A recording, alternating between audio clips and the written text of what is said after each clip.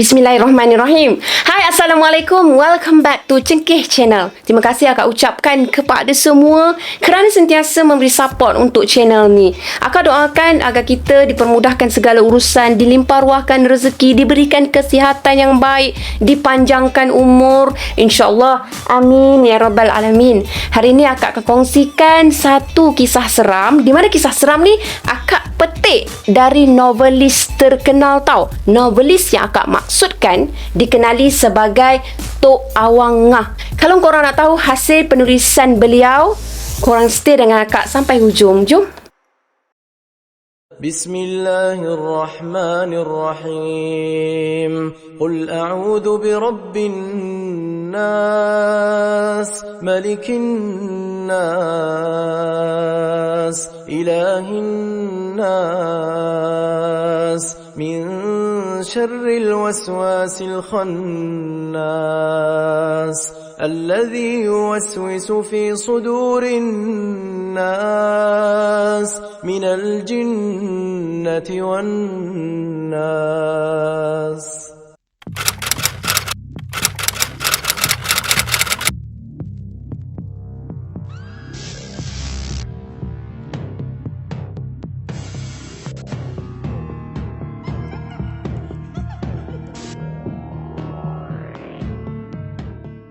Pak Hik mau menikah dengan Kak Punti.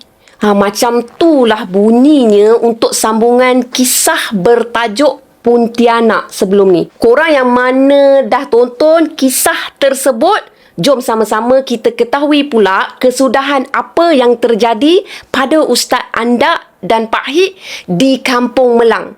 Tapi sebelum tu, kepada korang yang rasa nak jugalah tonton episod sebelum ni, korang boleh tekan link di atas untuk memudahkan korang menonton. Macam tu lah. Ingat tak? Akak ada bagi tahu kan, satu kejadian menggemparkan telah berlaku di Kampung Melang. Macam ni sebenarnya. Kerisauan dan kesedihan ni jelas tau terbayang pada wajah beberapa orang penduduk Kampung Melang tau. Sebab ternakan mereka ni banyak yang mati terbunuh dalam keadaan yang sangat aneh. Bukan je ayam, itik yang mati tau dekat reban dengan 2 tanda kesan taring dekat tengkuk dia. Malah kambing, lembu dan juga kerbau pun turut menjadi mangsa.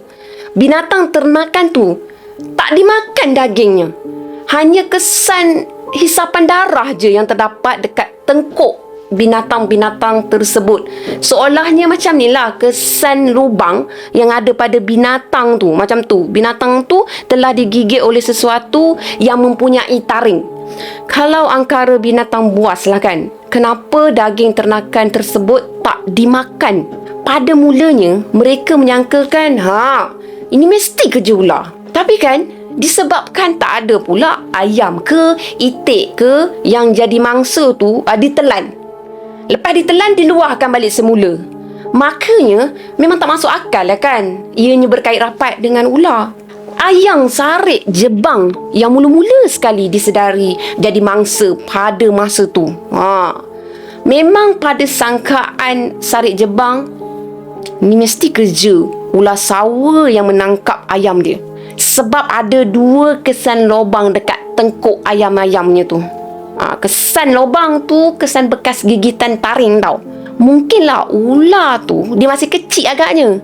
Makanya tak mampulah dia nak telan ayam bapak kepunyaan sarik jebang kan. Tapi malam esoknya pula, bapak itik timah julim pula yang jadi mangsa. Sama juga apa yang dialami oleh sarik jebang. Lepas tu, kambing bibah uban pula. Sampai 2 ekor korang terbungkang dalam reban. Reban ke kandang? Bolehlah. Mulalah penduduk-penduduk Kampung Melang ni jadi terkejutlah, jadi gempar satu kampung. Mereka rasa hairan. Binatang apalah yang serang mangsa dia tu tapi tak makan. Cukup je dengan hisap darah dekat tengkuk. Belum pernah lagi lah dekat Kampung Melang tu menghadapi situasi yang macam tu. Sampailah lembu jantan tengah naik badan pun, kepunyaan Pak Teh Akin kat kampung tu, Ayah Hasim tau, menjadi mangsa. Menangislah orang tua tu bila melihat lembu jantan dia tu tergolek dalam kandang. Masa tu dia tengoklah pada lembu tu kan, ada 2 kesan lubang dekat tengkuk lembu tu. Masih mengalir darah lagi. Baru lagi digigitnya. Itulah puncanya mereka ni satu kampung bermafakat tau. Dia nak cari juga bomoh yang boleh tentang musuh mereka tu. Pihak pejabat haiwan pun dia hairan tau dengan kejadian tu. Mengikut hasil kajian saintifik pihak pejabat haiwan, tak ada bukti-bukti yang boleh dijadikan asas maklumat. Hasim dia ceritakan masalah dekat kampungnya tu kepada Jali. Maka Jali pun dia teruslah ajak Hasim ni menemui dengan Andak. Pak Hit, Ustaz Andak, Hasim dan juga Jali pun bergeraklah bersama-sama menuju ke kampung Melang tersebut. Lepas tu mereka pun adalah bersembang kan. Jauh juga kampung ni Pak Hit. Bagi tahu Hasim pada Pak Hit yang masa tu dia duduk dekat seat belakang dalam kereta tu. Mereka ke kampung Melang ni menaiki kereta Jali tau. Andak dia duduk dekat depan.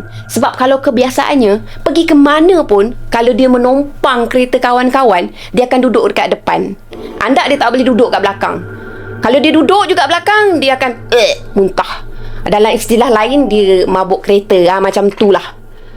Berapa jauh agaknya? Tanya Andak pula. Andak ni, dia kalau boleh nak cepat sampai kan mabuk kereta. Kira-kira 32 km.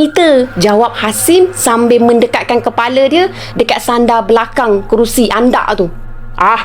Aku tak tahu berkilo-kilometer. Rungok Pak Hit pula.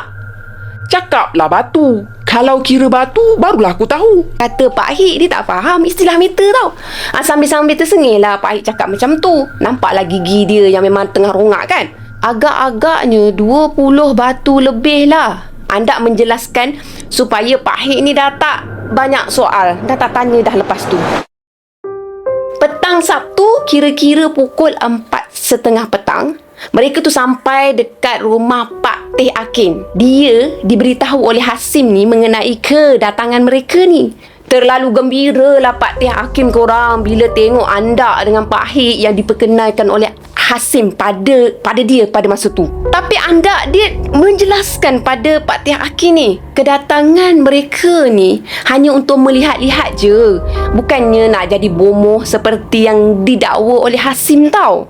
Bagaimanapun Pak Teh ni, Pak Teh Hakim dia tak percaya tau dengan penjelasan Andak tu.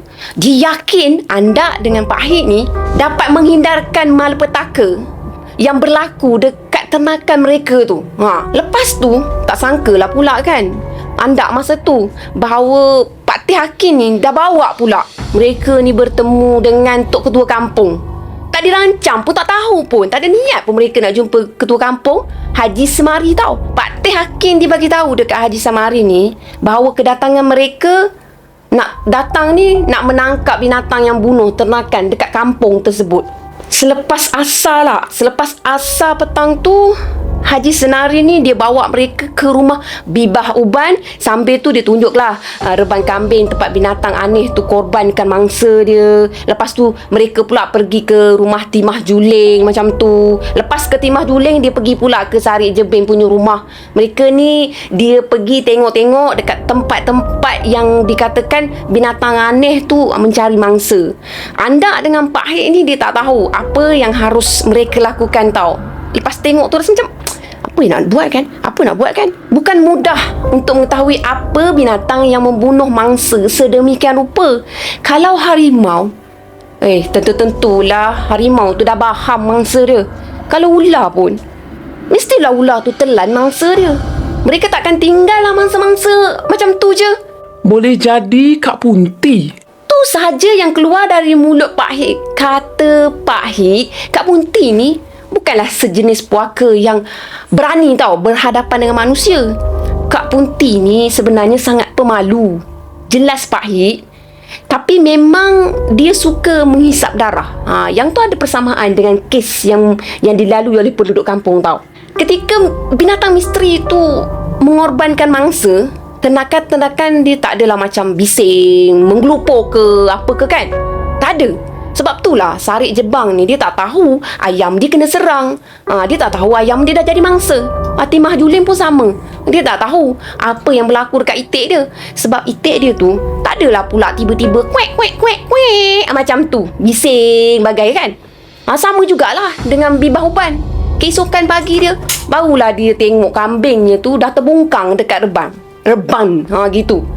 Kalaulah sawa ataupun harimau lah yang mengganas, tentulah ayam, gempar atau serban bising ngongek-ngongek dalam reban tu tau.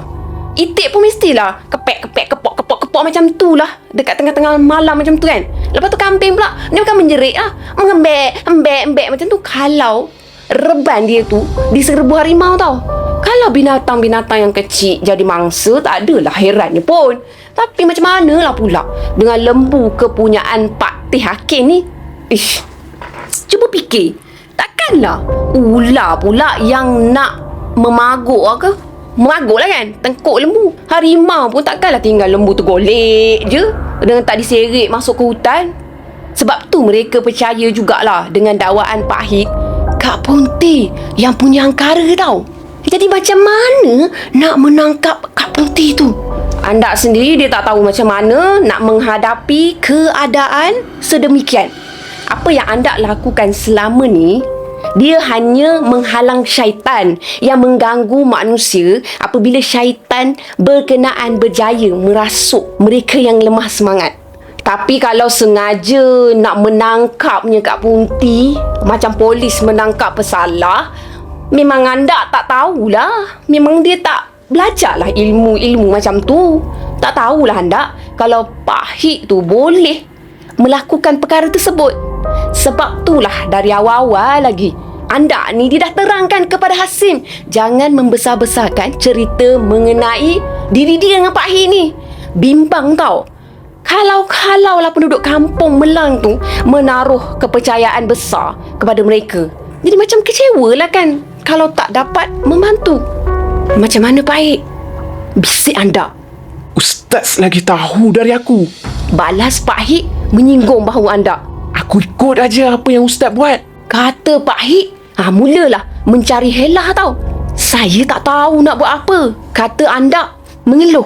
Aku lagi tak tahu. Balas Pak Hik sambil tersengih-sengih. Ustaz anda, dia bagi tahu Hasim bahawasanya dia buat keputusan dia tak sanggup nak mengatasi masalah tersebut. Pak Hik pun dia sama juga. Dia suruhlah Hasim ni dengan mereka semua ni cari bomoh yang lebih handal. Tapi kan Pak Teh Hakim dia masih tak percaya dengan pengakuan anda ni. Sambil tu dia menganggapnya sebagai helah tau. Tak nak menonjol-nonjolkan diri macam tu lah. Haji Semari sendiri yakin Ustaz anda ataupun Pak Hik lah boleh tolong mereka. Boleh jadi keyakinan Haji Semari tu hanya untuk tidak menyinggung perasaan mereka je tau.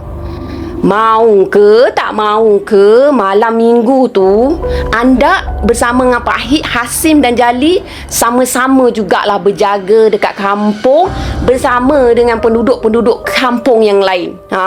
Mereka memang berazam untuk menangkap tau siapa punya angkara memusnahkan ternakan orang kampungnya tu. Ada juga yang sangkakan mungkinlah itu perbuatan harimau jadian. Tapi kan kononnya harimau jadian ni tak akan tinggalkan mangsanya macam tu je. Dia akan baham daging lembu yang dia dah bunuh. Pelik sungguh. Apa jenis binatang yang hanya menghisap darah mangsa dia macam tu je? Dia tinggal badan tu dogol-dogol macam tu je. Orang-orang kampung ni dia berpendapat lah, ada sejenis binatang ni seakan-akan tupai tau, yang mana mereka ni panggil manggar perahu. Akak pun tak tahu apa binatang tu. Manggar perahu ni memang menangkap mangsa dia macam tu lah. Dia akan tangkap kepala mangsa dia macam itik kan, ayam kan. Lepas tu dia akan hisap darah binatang tu. Lepas tu dia akan lari tinggalkan mangsa dia sebab dia tak makan pun daging, dia nak darah je. Bukan je itik atau ayam, malah kalau bertemu dengan ular pun, binatang ni dia akan bertindak sama juga. Tapi macam mana pula dengan kambing dan lembu yang sama-sama jadi mangsa pada waktu tu? Binatang ni kecil je lah, seakan-akan tupai je pun. Lebih kurang bentuk dia sama dengan cempelai kalau kat India lah. Ada ke binatang sebesar macam tu? boleh menjadikan lembu atau kambing sebagai mangsa dia. Tak masuk akal lah kan? Apa fikir Ustaz? Jali bertanya semasa sama-sama berjalan dalam gelap tau. Dia orang ronda sama-sama kan. Dia orang nak cari apa punca gangguan ke atas tendakan tu. Jadi dia buatlah rutin meronda group by group macam tu lah. Tak tahulah saya. Keluh Andak perlahan. Ustaz Andak dengan Jali ni dia ikut Sarik Jebang berkawal di baruh kampung. Manakala Pak Hik dengan Hasim dia ikut Pak Teh menyusul di bahagian darat arah ke kubur. Ustaz fikir kan, binatang buas ke? Tanya Jali kepada Ustaz Andak ni. Entahlah. Sahut Andak dalam keadaan dia kebingungan tau memikirkannya. Boleh jadi juga macam kata Pak Hik. Kata Sarik Jebang yang berjalan di hadapan mereka berdua ni. Kalau binatang tu ada kesan jejak ni dalam reban. Boleh jadi juga macam kata Pak Hik. Kata Sarik Jebang yang berjalan di depan mereka berdua tu. Kalau binatang tu ada kesan jejaknya dalam reban lah. Katanya bila dia kenangkan balik kejadian yang menimpa ayam-ayam dia dekat reban. Betul juga seperti kata Sarik Jebang. Masakan binatang buas tak meninggalkan jejak apabila membunuh mangsa? Kalau ular pun macam tu juga kalau harimau. Tentulah lebih jelas nampak tapak kaki harimau tu dekat reban bak kambing bibah uban. Aneh pula rasa. Tak ada sebarang kesan jejak pun kat situ. Malam tu kan, penduduk-penduduk kampung ni dia berpercah 4 pasukan lah meronda sekitar kampung tu. Masing-masing ni, diorang ni memang nak pastikan binatang apalah ataupun bukan binatang lah yang melakukan angkara tersebut. Boleh jadi musuh yang masuk reban tu tak disangka-sangka menyebabkan ternakan tak gempar tu atau tak meronta. Oleh sebab sekiranya meronda, tentu-tentulah mereka ni dapat juga didengar di mana ada gangguan ke atas ternakan kan. Mungkin mereka ni tiba-tiba perasan ada gangguan dekat reban-reban ke kat mana kan. Ustaz Andak ni dia bersama dengan Jali dan Sarik Jebang menyusul masuk ke belakang rumah Sarik Jebang masa tu. Lama jugalah mereka ni mengendap reban ayam tau. Tapi tak ada pun bunyi ayam berkiuk-kiuk. Lepas tu mereka pun menujulah ke rumah bibah uban nak pastikanlah reban kambing bibah uban ni diganggu ke tak pada malam tu. Manalah tahu kan, cuba nasib kot lah ada. Bila sampai dekat selekoh yang dipenuhi beluka senduduk, mereka bertembung pula dengan kumpulan samat traktor. Mereka bergegas nak pergi cari kumpulan yang lain, nak bagi tahulah perkara yang menimpa Pak Hik. Tiba-tiba je Pak Hik ni dah tak sedarkan diri tau korang masa mengendap dekat kandang lembu Pak Teh Hakim. Dia cepat-cepat dipapah naik ke rumah. Hasim ni dia disuruh oleh Pak Teh Hakim lah bagi tahu perkara Pak Hik yang tak sedar diri tu kepada semua orang yang berkawal pada malam tu. Dengan kejadian yang menimpa Pak Hik tu, rancangan mereka nak berkawal malam tu dilupakan je. Tak jadilah nak berkawal pada malam tu. Masing-masing dah jadi panik bila Pak Hik ni dah tak sedarkan diri kan. Bila Andak ni sampai dekat rumah Pak Teh Hakim, dia tengoklah Pak Hik ni dah terlentang dekat hujung serambi rumah. Pak Hik tak bergerak langsung, seperti orang tidur nyenyak je. Kelihatan macam tu lah. Lepas tu dia nampak lah peluh Pak Hik ni mengalir pada dahi dan seluruh badan Pak Hik ni. Pak Hik. Andak memanggil Pak Hik. Dia tetap juga memejamkan mata. Rumah Pak Teh Hakim ni dah jadi tumpuan tau masa tu. Mereka yang tak meneruskan kawalan terus datang kat rumah Pak Teh Hakim tu. Mereka nak tengok kejadian tu selepas mereka diberitahulah tentang kejadian yang menimpa Pak Hik tu. Pak Hik, ulang Andak sambil memegang pergelangan tangan Pak Hik. Ustaz nak air tak? Ustaz mahu air sejuk? Tanya Jali dekat belakang Andak masa tu. Andak dia gelengkan kepala tau. Tak perlu air sejuk sebab Pak Hik bukannya sakit. Dia cuma tak sedarkan diri je. Boleh jadi disebabkan pitam kot. Sebab mungkinlah dia penat berjalan. Sebab masa tu kan Andak dia tengok peluh Pak Hik ni banyak tau mengalir. Lepas tu Andak ni dia minta kain untuk lap lah peluh-peluh Pak Hik tu kan. Kira-kira setengah jam Andak dia tunggu perubahan pada Pak Hik ni. Memang betul ternyata tak ada perubahan langsung pada Pak Hik. Pak Hik tetap terlentang juga, tak bergerak sikit pun. Apa pula lah yang menimpa diri Pak Hik ni? Inilah yang menjadi persoalan pada Andak pada masa tu tau. Bimbang juga dia kalau ada orang-orang menyalah anggap akan kehadiran mereka dekat situ tu seolah-olah macam nak tunjuk pandai dekat kampung orang kan. Oleh sebab itulah mereka bertindak mahu menguji Pak Hik. Macam itulah, seolah-olah macam mereka ni nak menguji Pak Hik. Itu anggapan daripada Andak pada masa itulah. Kalau boleh tolong panggilkan siapa dukun dekat sini. Masa tu Andak dia minta lah dipanggilkan dukun kan. Perlahan je dia minta. Pak Teh ni lah dukun. Jawab Haji Semari yang duduk dekat pangkal Serambi tu. Silalah Pak Teh, silalah tengokkan Pak Hik ni. Andak memanggil Pak Teh tu dekat kepada Pak Hik. Saya serah kepada Ustaz lah. Pak Teh Aki pun menolak juga untuk membantu Pak Hik tau. Sebersalah jugalah Andak dibuatnya. Andak ni dia tak fikir Pak Teh Hakim sengaja nak menduga situasi tu. Tentu-tentulah dia sendiri kecewa sebagai seorang yang dianggap dukun, tapi lembu dia sendiri terancam. Tapi perkara yang macam tu bukan masalahnya dukun. Siapa je mampu mengatasi keadaan tu adalah diharapkan oleh penduduk kampung. Penduduk kampung dah tak tahu nak tali ke mana, nak minta bantuan siapa kan. Setelah berfikir beberapa ketika lah macam tu, fikir sejenak kan, Andak dia pegang kepala Pak Hik.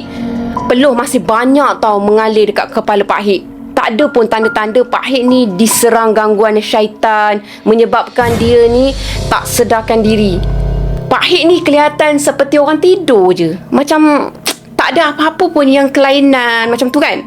Mula-mula nak juga Andak ni dia biarkan je Pak Hik sekejap macam tu. Lama-lama okey lah. Andak dia tengok Pak Hik ni macam tak ada gangguan apa-apa pada mulanya. Tapi bimbang jugalah Andak nak biarkan dia dalam keadaan macam tu, disebabkan dia terbaring tak sedarkan diri. Bibir Pak Hik ni tau, dia kelihatan sikit lebam tau. Lepas tu muka dia nampak dah pucat. Tak kebahaya macam tu. Pak Hik, Andak dia menampak-nampak lah pipi Pak Hik ni. Andak dia merenung Pak Hik. Dia merenung lama-lama. Mata Andak ni tak berkedip memerhatikan muka Pak Hik tau. Andak ni dia tenung betul-betul pada wajah Pak Hik ni. Dia tengok lama-lama, dia amati lama-lama kan. Makin lama tau, makin jelas kepada Andak ni pada mukanya Pak Hik berlega-lega jauh di satu kawasan lapang. Macam tu, dalam keadaan duduk ditenung macam tu kan. Lepas tu dia berjalan mengikut satu lorong yang dipenuhi berluka tau. Pak Hik, awak tersesat ni. Andak dipanggil lah Pak Hik berulang-ulang kali. Pak Hik tersesat ni. Tapi Pak Hik dia tak menghiraukan Andak.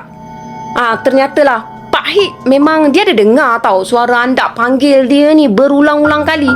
Sebab setiap kali Andak panggil dia, dia mengerling ke arah Andak. Masa kan dia tak tahulah Andak panggil dia kan. Tapi dia macam seolah-olah marahkan Andak sebab memanggil dia pada masa tu. Setelah jauh Andak ni ikut Pak Hik, barulah Andak ternampak Pak Hik dah sampai dekat sepohon pokok kayu ara rendang. Macam tu lah. Dia masuk dekat dalam pohon ara tu. Lepas tu langsung tak dapat dah nak dijejaki kat mana Pak Hik ni pergi. Andak dengan pantas tau, dia membaca wadduha untuk memastikan ke mana arah Pak Hik pergi. Andak pun masa tu dia terus menyusup ke celah-celah akar pokok ara tu, seperti gua tempat berlindung. Di akar pokok tu lah dia nampak macam tu lah kan. Kat situ jugalah Andak ni dia tengok tau, ada seorang wanita muda pakai baju putih nipis tertiarap, tak dapat larikan diri dari ancaman Pak Hik. Terkejut Andak. Jarak Andak jauh sikit je semasa dia melihat kelakuan Pak Hik tau. Andak dia dapat dengar Pak Hik tu berkata, Hai Kak Punti mati beranak, ditimpa tanah tambung tambak, kulit temiang panjang pendek, buat pelemang hati jantung, hempedu rawang engkau. Wanita muda tu dia berpaling ke arah Pak Hit. Akak bercerita pun akak meremang. Lepas tu dia tunduk tersipu-sipu. Pak Hit pun dia terus berkata tau. Bertepuk jarum sebatang di tapak tangan engkau.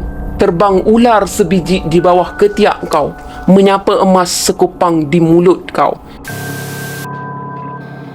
Perempuan tu mengerling ke arah Pak Hit dengan senyum melirik. Sekarang, ujar Pak Hit lembut je.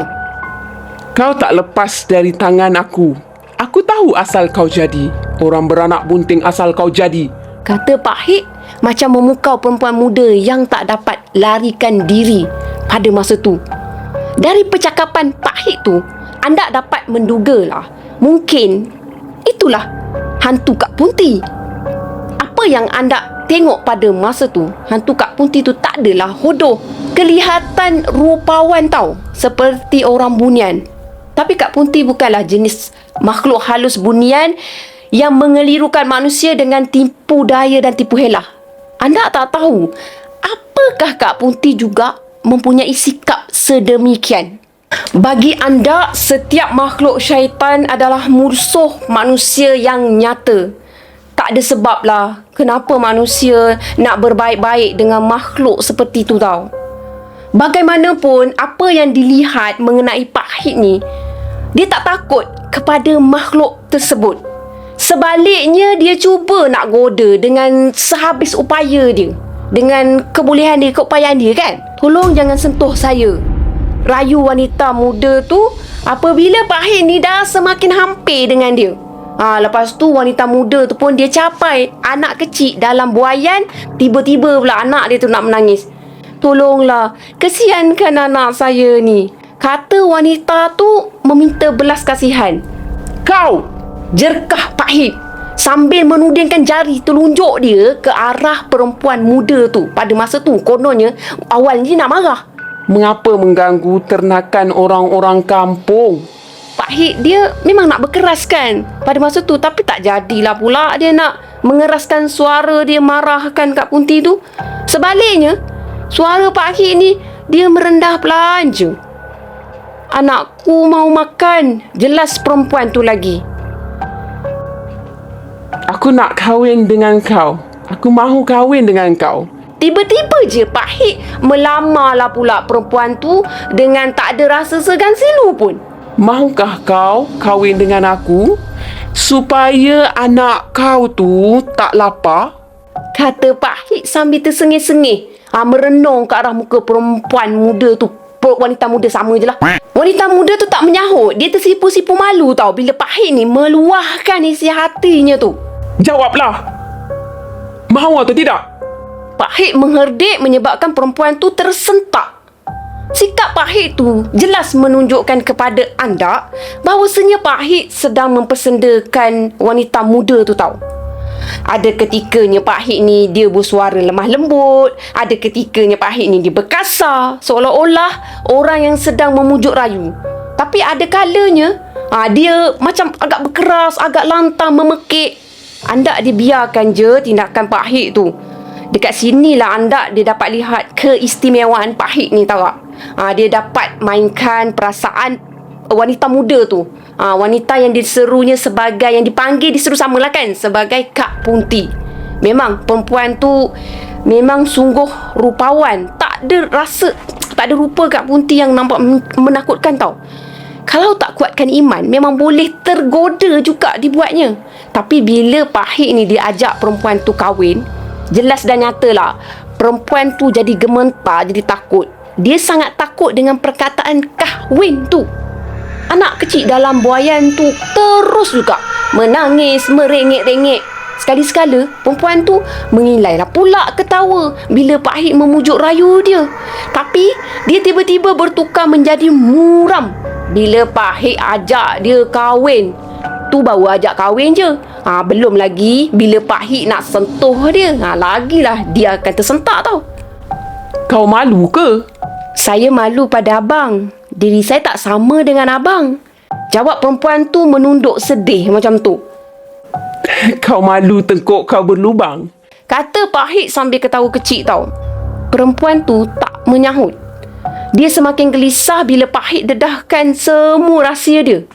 Betul juga kata Pak Hik kepada Andak. Kak Punti ni sebenarnya dia malu nak bertemu dengan manusia. Tapi disebabkan kerana manusia takut dengan Kak Punti ni, makanya manusia yang lari sehingga bayang sendiri pun kadang-kadang disangkakan Kak Punti tau. Memang Pak Hik ni dia sangat berpengalaman dalam menghadapi Kak Punti. Andaklah dia tengok Pak Hik ni sentiasa mempermain-mainkan Kak Punti yang dah terperangkap tau dengan sandiwara Pak Hik pada masa tu. Kak Punti yang menjelma sebagai perempuan wanita rupawan tu tak dapat nak larikan diri dari paksaan Pak Hik. Kau malu tengkuk kau berlubang? Pak Hik dia bertanya sekali lagi, tanya juga lagi. Dia angguk lemah tau. Sebab Pak Hik tahu rahsia tentang Kak Punti tu. Kau berasal dari perempuan mati beranak bunting.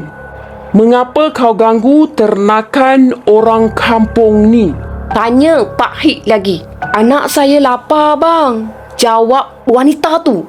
Balik-balik anak lapar. Balik-balik anak lapar. Aku kata kahwin je dengan aku. Marah Pak Hik pada masa tu tau. Lepas tu Andak dengan Pak Hik ni dia sama-sama berkata sama-sama tau. Seperti orang membaca sesuatu, membaca serapah sesuatu macam tu lah. Datang kau dari Bencah Mahang, balik kau ke Bencah Mahang. Datang kau dari rimba sekampung, balik kau ke rimba sekampung. Datang kau dari langit hijau, sesak si purba nama kau. Datang kau dari kayu tinggi, putri andam demi nama kau. Datang kau dari mambang kuning, si kuning nama kau. Datang kau dari tebing runtuh, si buaya nama kau.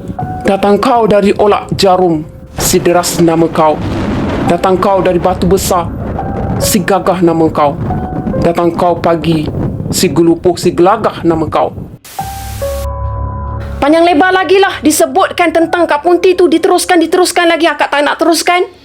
Lepas tu kan, semasa Pak Hik berkata macam tu, wanita muda tu dia tertunduk tau, menahan perasaan sebab di hati dia. Dia kelihatan sangat sedih bila Pak Hik ni sebut satu persatu rahsia diri dia. Cukup bang, jangan sebut lagi. Malu saya bang. Perempuan muda tu merayu, meminta belas kasihan tau daripada Pak Hik. Belum sempat Pak Hik menjawab rayuan wanita muda tu, serta-merta kawasan gua tu bergegar, seolah-olah macam dilanda ribut tau. Satu kepala asap hitam menjelma dari arah tempat Pak Hik berdiri dengan perempuan muda, wanita muda sama je lah yang tertiarap tu. Kepulan asap tu bertukar jadi manusia yang hodoh serta bermuka bengis. Dia mengancam Pak Hik. Dia nak cekik Pak Hik masa tu. Hah, jembalang tanah rupanya. Cemburu kau ya? Ejek Pak Hik meludah kepulan asap yang membentuk lembaga manusia tu. Asap hitam tu menerpa ke arah Pak Hik, menyebabkan Pak Hik tu jatuh terlentang. Dia pukul Pak Hik dengan gada. Boleh rujuk pada gambar. Gada yang berada dekat tangan dia. Tapi cepat-cepat Pak Hik ni dia mengelak. Lembaga tu terus juga menyerang Pak Hik dengan tanpa rasa kesian ke tak beri peluang langsung untuk Pak Hik ni bertahan tau. Kau yang jahat. Jekah Pak Hik masa tu memang betul-betul tengah marah.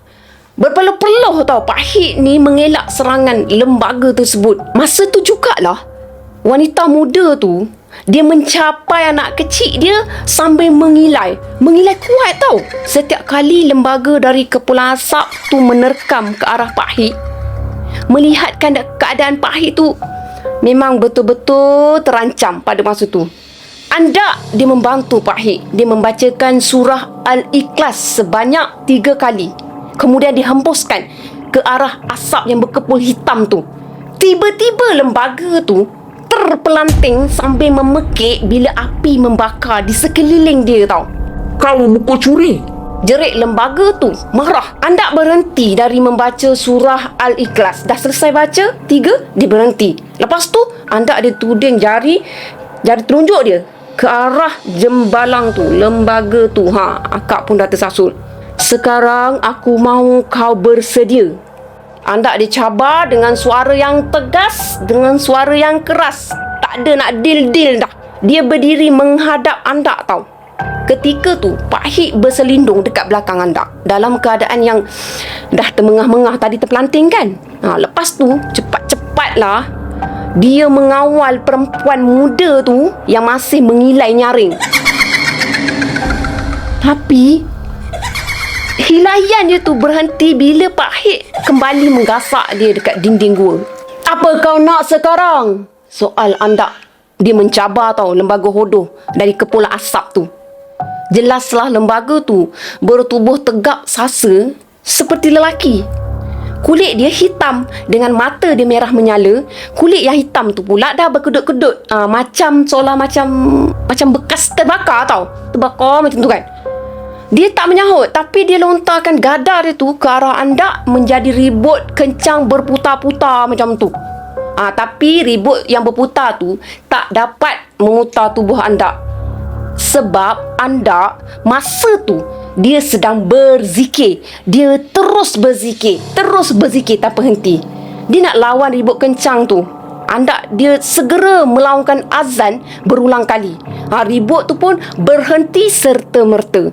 Lembaga tu dia menekuk tahu kedua-dua telinga dia. Dia semakin tak tahan dengan bunyi azan yang berterusan tu. Semakin dia tekuk kuat telinga dia, semakin jelas kesakitannya lembaga tu. Tiba-tiba kepala dia pula retak. Lepas tu dia terus menjerit-jerit meronta kesakitan. Pecah kepala aku. Jerit lembaga tu dah terlalu marah.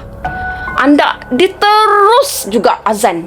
Gema azan tu meretakkan kepala lembaga tersebut. Dia cuba nak menengkupkan tangan supaya retak dekat kepala dia tu dapat ditahan. Tapi kan korang, ternyata lembaga tu tak dapat bertahan dari gema azan tu tau. Aku tak mau lawan dengan kau. Aku nak lawan dengan Pak Hik. Lembaga tu berguling-guling kat atas tanah seperti cacing yang dalam kepanasan macam tu gitu. Cukup. Jangan pecahkan kepala aku. Sakit. Aku tak tahan. Apa pasal pula kau nak lawan dengan Pak Hik?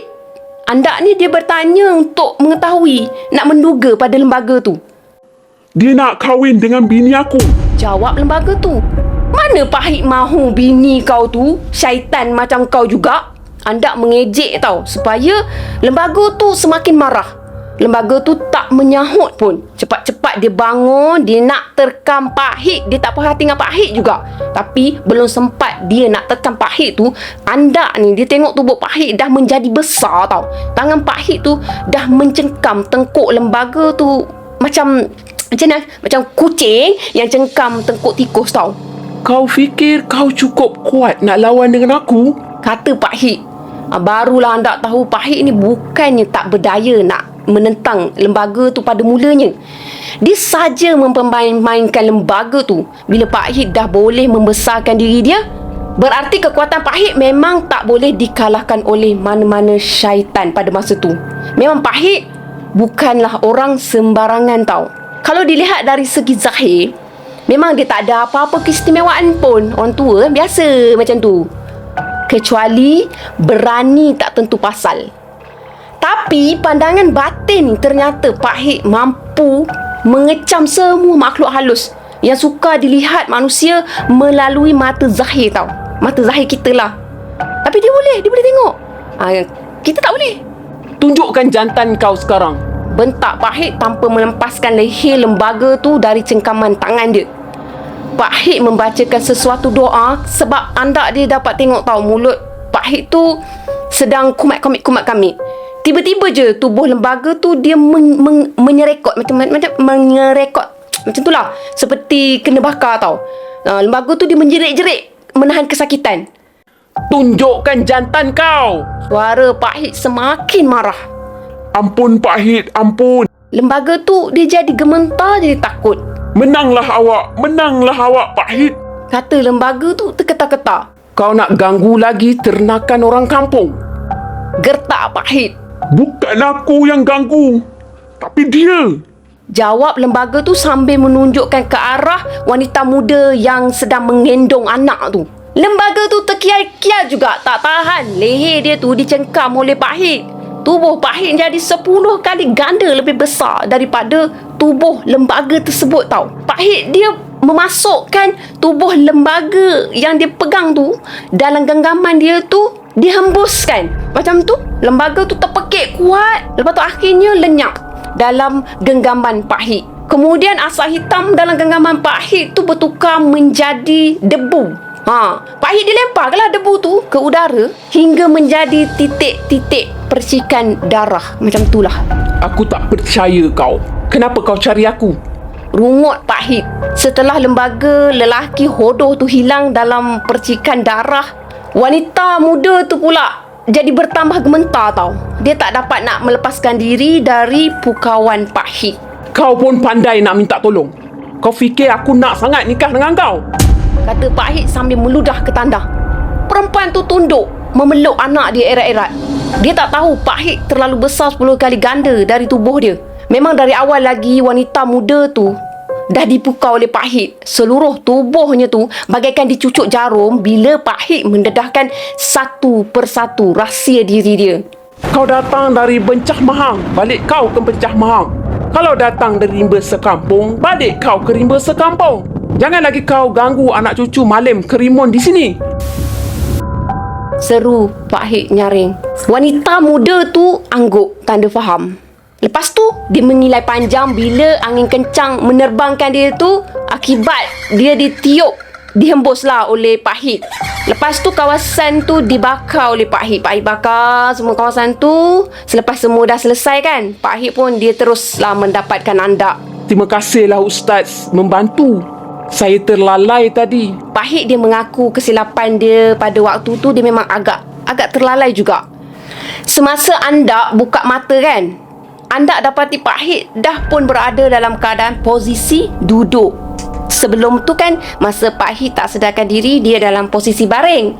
Lepas tu bila mereka ni saling sedar, barulah andak perasan posisi Pak Hik ni dah berubah. Dia dah pulih dari tak sedarkan diri tadi. Jadi andak ni dia tak tahu bahawasanya Pak Hik ni dah sedar, dah pulih. Apa yang anda alami bersama Pak Hik tu memang tak diketahui oleh jiran-jiran yang berkumpul dekat rumah Pak Atih Ikan. Pak Atih Akin. Gitu. Mereka hanya tahu Pak Hik ni tak sedarkan diri je. Manakala anda pula sedang duduk bertafakur beberapa lama menghadap Pak Hik yang berbaring tak bergerak. Ada bunyi macam perempuan mengilai.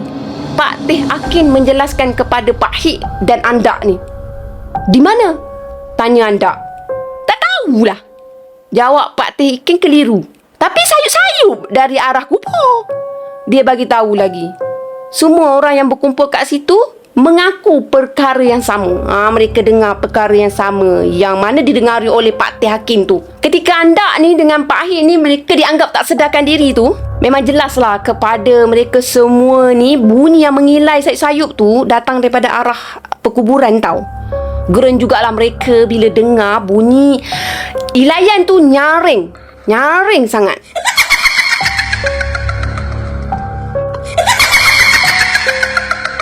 Lama ke bunyinya orang mengilai tu? Pak Hik pula bertanya. Dia nak kepastian. Dia kelihatan dah pulih segar macam biasa, macam tak ada apa pun berlaku. Macam seolah-olah macam sebelum tu dia tidur je. Macam tu lah. Pak Hik ni dia steady. Sekejap timbul, sekejap hilang. Jawab Jali yang duduk di sebelah anda masa tu. Kalau diizinkan Allah, InsyaAllah tak ada lagi gangguan macam semalam, macam malam yang sudah-sudah. Kata Pak Hik sambil dia minta air sejuk. Dia nak basahkan tekak dia. Dahaga tau korang dengan apa yang dilalui pada masa tu. Masing-masing hairan tau dengan keadaan Pak Hik. Orang tua tu tak kelihatan langsung macam keletihan ke apa ke. Padahal semua orang risaukan dia pada masa dia tak sedarkan diri sebelum tu.